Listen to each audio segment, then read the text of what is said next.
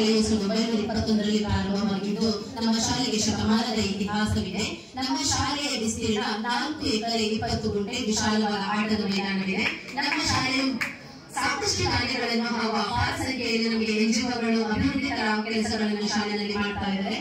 ಗುಬ್ಬಚ್ಚಿ ಹಾಗೂ ಮೈತ್ರಿ ಅವರ ಸಹಯೋಗದೊಂದಿಗೆ ನೂತನ ಶಾಲಾ ಕೊಠಡಿಗಳ ನಿರ್ಮಾಣ, ಉತ್ತಮ ಗಾಳಿ ಬೆಳಕನ್ನು ಹೊಂದಿರುವ 12 ಕೊಠಡಿಗಳವರೆಗೆ ಪೀಠೋಪಕರಣಗಳ ಜೊತೆಗೆ ಪಾಠ ಕೇಳುವ ವ್ಯವಸ್ಥೆ ಮಾಡಲಾಗಿದೆ. ಬ್ರಿಯೋ ಹಾಗೂ ಎಸ್ಆರ್ಎಫ್ ಸಂಸ್ಥೆಯ ಸಹಯೋಗದೊಂದಿಗೆ ಸ್ಮಾರ್ಟ್ ರೂಮ್ ಕಾರ್ಯಾರಂಭ.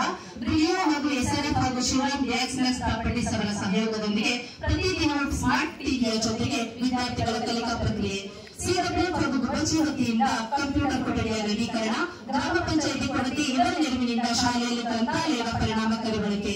ಆಂಟಿ ಕ್ರಿಯೇಷನ್ ಹಾಗೂ ಗುಬ್ಬಚ್ಚಿ ಲರ್ನಿಂಗ್ ಕಮ್ಯುನಿಟಿಯವರ ಸಹಯೋಗದೊಂದಿಗೆ ಸುಸಜ್ಜಿತ ಪ್ಲೇ ಏರಿಯಾ ನಿರ್ಮಾಣ. ಶಾಲೆಯ ನೈರ್ಮಲ್ಯಕ್ಕಾಗಿ ಯೂನಿಯನ್ ಬ್ಯಾಂಕ್ ವತಿಯಿಂದ ಹೆಣ್ಣು ಮಕ್ಕಳ ಶೌಚಾಲಯ ಹಾಗೂ ಅಗಸ್ತ್ಯ ಫೌಂಡೇಶನ್ ವತಿಯಿಂದ 12 ಶೌಚಾಲಯಗಳ ನಿರ್ಮಾಣ.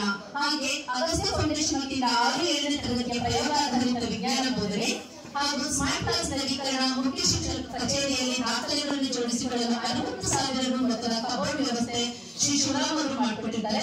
ಹಾಗೆ ಶ್ರೀ ರಘು ಹಾಗೂ ಗ್ರಾಮ ಪಂಚಾಯಿತಿ ಸದಸ್ಯರು ಇವರ ಕಡೆಯಿಂದ 53,000 ಮೌಲ್ಯದ ಮ್ಯೂಸಿಕ್ ಸಿಸ್ಟಮ್ ಹಾಗೂ ಬಾಬುರೆಡ್ಡಿ ಇವರ ಕಡೆಯಿಂದ ದೀಪದ ಸ್ತಂಭಗಳು, ಉಡುಪಿ ಗ್ರಾಮ ಪಂಚಾಯಿತಿ ಇವರ ಕಡೆಯಿಂದ 30,000 ಮೊತ್ತದ ಡ್ರಮ್ ಸೆಟ್ಗಳು, ಪೇಪರ್ ಕಂಪನಿಯ ವತಿಯಿಂದ ಶಾಲೆಗೆ ಅತ್ಯಾಕರ್ಷಕವಾದಂತಹ ಮ್ಯೂರಲ್ ಪೇಂಟಿಂಗ್ ಹಾಗೂ ಶಾಲೆಯ ಎಲ್ಲ ಮಕ್ಕಳಿಗೂ ನೋಟ್ ಪುಸ್ತಕ ಹಾಗೂ ಲೇಖನ ಸಾಮಗ್ರಿಗಳ ವಿತರಣೆ. ನಮಸ್ತೆ, ನನ್ನ ಹೆಸರು ನಮ್ಮ ಶಾಲೆಯಲ್ಲಿ ಈ ಶಾಲೆ ಪ್ರಾರಂಭವಾಗಿದ್ದಕ್ಕಿಂತ ಮುಂಚೆ ಗ್ರೂಪ್ಗಳಲ್ಲೇ ಎಲ್ಲಾ ವಿಷಯಗಳನ್ನು ಥೀಮ್ ಮಾಡಿಕೊಂಡು ಆ ಥೀಮ್ಗಳಿಗೆ ತಕ್ಕಂತೆ ನಾವು ಎಲ್ಲಾ ಥೀಮ್ಗಳಿಗೆ ಕಲಿಕೋಪಗಳನ್ನು ತಯಾರಿಸಿದ್ವಿ. ಉದಾಹರಣೆಗೆ ಬುನಾದಿ ಮೂಲ ಉದ್ದೇಶ ಏನಪ್ಪ ಅಂತಂದ್ರೆ ಅಮೌಂಟ್ ನಿಭಾಯಿಸುವಂಥದ್ದು, ಅಬ್ಸ್ಟ್ರಾಕ್ಟ್ ಅನ್ನು ಹ್ಯಾಂಡಲ್ ಮಾಡುವಂಥದ್ದು.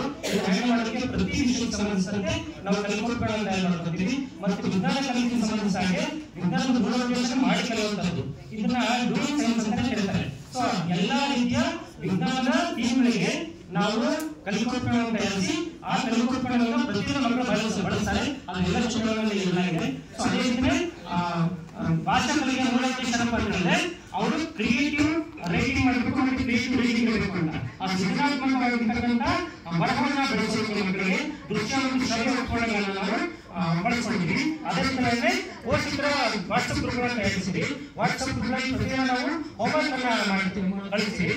ಮತ್ತೆ ಎಲ್ಲ ಪ್ರತಿದಿನ ಪೋಷಕರ ಸಭೆಯನ್ನು ನಿಯತವಾಗಿ ಮಾಡಿ ಎಲ್ಲ ಪೋಷಕರಿಗೂ ಪೇರೆಂಟ್ ಕೂಡ ತರಬೇತಿಯನ್ನು ಮಾಡಿದ್ವಿ.